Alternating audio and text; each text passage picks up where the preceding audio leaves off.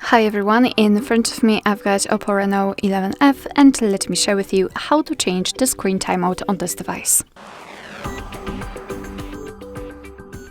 So let's begin with opening the settings, and here we have to scroll and find display and brightness. Then let's scroll down and localize auto screen off and tap on it. That was a misclick.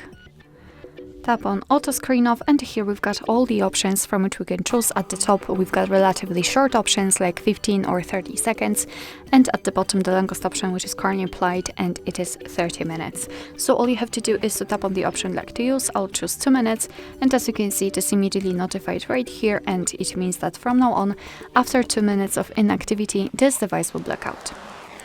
Alright, so that will be all. Thank you so much for watching. I hope that this video was helpful, and if it was, please hit the subscribe button and leave the thumbs up.